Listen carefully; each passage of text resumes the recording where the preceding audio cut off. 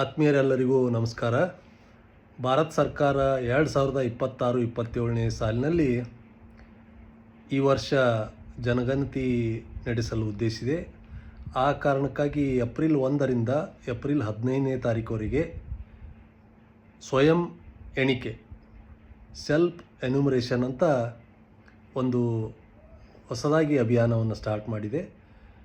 ಇದರಲ್ಲಿ ಯಾರು ಇಚ್ಛೆ ಇದ್ದವರು ತಮ್ಮ ಮನೆ ಗಣತಿಯನ್ನು, ಮನೆಯ ವಿವರವನ್ನು ಸ್ವಯಂ ಸ್ಫೂರ್ತಿಯಿಂದ ದಾಖಲಿಸಬಹುದಾಗಿದ್ದು, ಇದರ ವೆಬ್ಸೈಟ್ನ ಅಡ್ರೆಸ್ ಹೇಳ್ತೀನಿ.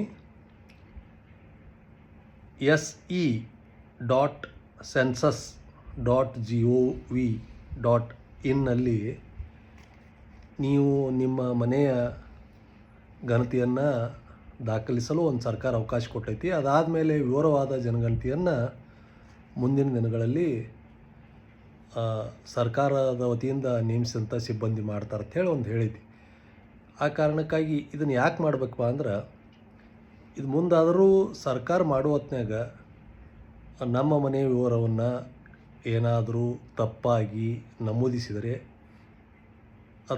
ಅನ್ನೋ ಕಾರಣಕ್ಕಾಗಿ ನಾವೇ ಸ್ವತಃ ದಾಖಲಿಸೋದು ಒಂದು ಉತ್ತಮ ಅಂತ ಹೇಳಿ ನಾನು ಇದನ್ನು ಪ್ರಥಮವಾಗಿ ಅದನ್ನು ಓಪನ್ ಮಾಡಿ ದಾಖಲಿಸಲು ನೋಡಿದಾಗ ಅಂಥ ಏನು ಡಿಫಿಕಲ್ಟ್ ಇಲ್ಲ. ನಾ ಈಗ ಆಲ್ರೆಡಿ ಮಾಡಿದ್ದೀನಿ. ಅದಕ್ಕಾಗಿ ತಾವು ತಮ್ಮ ಮೊಬೈಲ್ನಾಗ ಪ್ರಯತ್ನಿಸ್ಬೋದು. ಒಂದು ವೇಳೆ ಆಗದೇ ಇದ್ದಲ್ಲಿ ಸರ್ಕಾರ ಸಿಬ್ಬಂದಿ ಮಾಡ್ತಾರೆ. ಇದನ್ನು ನಾವು ಯಾಕೆ ಮಾಡ್ಬೇಕಂದ್ರೆ, ಯಾವುದೇ ಅವರಿಂದ ತಪ್ಪು ತಡೆ ಆಗಬಾರ್ದು, ನಾವು ಪಕ್ಕಾ ಮಾಡಬೇಕು ಅನ್ನೋ ಉದ್ದೇಶಕ್ಕಾಗಿ ಇದನ್ನು ಮಾಡೋದು. ಇದರೊಳಗೆ ಏನೈತಿ, ಫಸ್ಟಿಗೆ ಮೊದಲಿಗೆ ನಿಮ್ಮ ಆ ವೆಬ್ಸೈಟಿಗೆ ಹೋಗಿ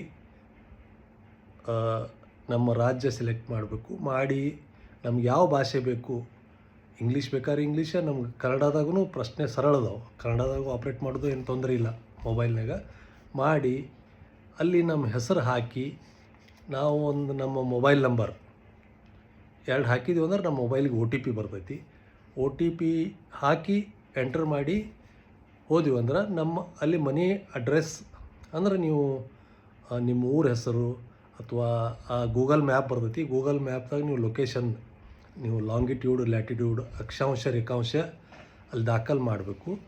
ಮಾಡಿ ನಂತರ ಮುಂದುವರೆದಾಗ ಅಲ್ಲಿ ಏನು ಕೇಳ್ತಾರೆ, ನೀವು ಒಟ್ಟು ಕುಟುಂಬದ ಸದಸ್ಯರ ಸಂಖ್ಯೆ ಎಷ್ಟು, ಅದರಲ್ಲಿ ವಿವಾಹಿತ ದಂಪತಿಗಳೆಷ್ಟು, ಆಮೇಲೆ ನಿಮ್ಮ ಮನೆ ಇದೆಯಾ, ಮನೆ ಇದ್ದರೆ ಬಾಡಿಗೆ ಮನೆ ಐತೆ, ಸ್ವಂತ ಮನೆ ಐತೆ, ಮನೆ ಪಕ್ಕಾ ಐತೋ ಅಥವಾ ಕಚ್ಚಾ ಮನೆ ಐತೋ, ಅಂದ್ರೆ ನಿಮ್ಮದು ಫ್ಲೋರಿಂಗ್ ಯಾವುದೈತಿ, ಗೋಡೆ ಏನೈತಿ, ಸಿಮೆಂಟಿಂದ ಐತೋ, ಮಣ್ಣಿಂದ ಐತೋ, ಹುಲ್ಲಿನ ತಡಿಕೆ ಐತೋ, ಮೇಲ್ಛಾವಣಿ ಅಂತ ಐತಿ, ಸೀಟ್ ಐತೋ, ಕಾಂಕ್ರೀಟ್ ಐತೋ, ಕಟ್ಟಿಗೆ ಐತೋ, ಹೀಗೆಲ್ಲ.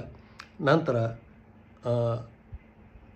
ನಿಮ್ಮ ಮನೆ ಒಟ್ಟು ರೂಮ್ ಎಷ್ಟು ಅದಾವು, ಆಮೇಲೆ ನಿಮ್ಮ ಕುಡಿಯೋ ನೀರು ನಿಮ್ಮ ಮನ್ಯಾಗ ಐತೋ ಹೊರಗೈತೋ, ಆಮೇಲೆ ಕುಡಿಯೋ ನೀರಿನ ಮೂಲ ಯಾವುದು, ನಂತರ ಬಚ್ಚಲ ಮನೆಯ ಮನೆಯೊಳಗೈತೋ ಹೊರಗೈತೋ, ನಂತರ ನೀವು ಟಾಯ್ಲೆಟ್ ಯಾವುದೈತಿ, ಅದು ಏನು ಈ UGD ಇರ್ತೈತಲ್ಲ ಅದೈತೋ, ಸೆಪ್ಟಿಕ್ ಟ್ಯಾಂಕ್ ಐತೋ, ಡಬಲ್ ಟ್ಯಾಂಕಿಂದ ಐತೋ, ಇಂಗು ಗುಂಡಿ ಐತೋ, ನಂತರ ವಿದ್ಯುತ್ ಸಂಪರ್ಕ ಐತೋ ಅಥವಾ ಸೋಲಾರ್ದಿಂದ ಐತೋ, ನಂತರ ಅಡಿಗೆ ಇಂಧನ ಯಾವುದನ್ನ ಬಳಕೆ ಮಾಡ್ತೀರಿ, ಕಟ್ಟಿಗೆ ಅಥವಾ ಸೀಮೆ ಎಣ್ಣೆ, LPG, ಇದರ ವಿವರ ಕೊಡಬೇಕು. ಆಮೇಲೆ ನಂತರ ನಿಮ್ಮಲ್ಲಿ ಮೊಬೈಲ್ ಯಾವುದೈತಿ, ಕೀಪ್ಯಾಡ್ ಐತೋ, ಸ್ಮಾರ್ಟ್ಫೋನ್ ಐತೋ, TV ಐತೆ, ನಂತರ ನಿಮ್ಗೆ ಕಂಪ್ಯೂಟರ್ ಐತಿ, ಲ್ಯಾಪ್ಟಾಪ್ ಐತೆ, ಆಮೇಲೆ ಮೊಬೈಲ್ಗೆ ಇಂಟರ್ನೆಟ್ ಸಂಪರ್ಕ ಐತೋ,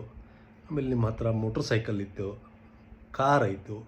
ಇವನ್ನೆಲ್ಲ ಪ್ರಶ್ನೆಗೆ ನಿಮ್ಮ ಹತ್ರ ಏನೇನು ಐತಿ ಎಲ್ಲವನ್ನು ವಿವರವಾಗಿ ತುಂಬಿ ನೀವು ಸಬ್ಮಿಟ್ ಮಾಡಿದ್ರೆ ಅಂದ್ರೆ ಅದರ ಅಪ್ಲೋಡ್ ಮಾಡಿದ್ರೆ ಅಂದ್ರೆ ನಿಮಗೊಂದು ನಂಬರ್ ಬರ್ತೈತಿ.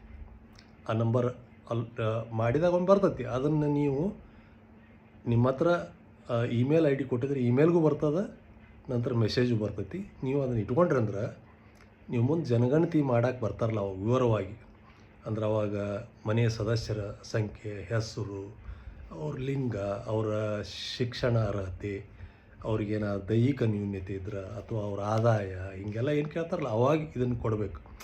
ಇದನ್ನು ಯಾಕಂದ್ರೆ ಇದು ನಿಮ್ಮ ಸಾಮಾಜಿಕ ಆರ್ಥಿಕ ಸ್ಥಿತಿಗತಿ ತಿಳ್ಕೊಳ್ಳೋ ಸಂಬಂಧ ಸರ್ಕಾರ ಒಂದು ಇದನ್ನು ಕಾರ್ಯಕ್ರಮ ಹಾಕೈತಿ. ಇದಕ್ಕೊಂದು ಯುನಿಕ್ ನಂಬರ್ ಬಂದಂಥದ್ದು ನಿಮ್ಮ ಮೊಬೈಲ್ನಾಗ ಇಟ್ಕೋರಿ.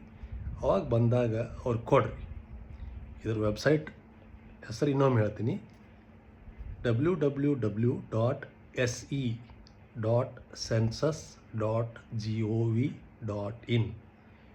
ಇದು ನಿಮ್ಗೆ ಸಾಧ್ಯ ಆದ್ರೆ ಮಾಡಿರಿ. ಇದೇನು ಕಂಪಲ್ಸರಿ ಏನಲ್ಲ. ಯಾಕೆಂದ್ರೆ ನಮ್ಮ ಮನೆಯ ಪರಿಸ್ಥಿತಿಯನ್ನು ಕರೆಕ್ಟಾಗಿ ನಮಗೆ ಗೊತ್ತಿದ್ದಂಗೆ ನಾವು ಕರೆಕ್ಟಾಗಿ ದಾಖಲು ಮಾಡೋದು ಚಲೋ ಅನ್ನುವಂಥ ನನ್ನ ಭಾವನೆ. ನಮಸ್ಕಾರ.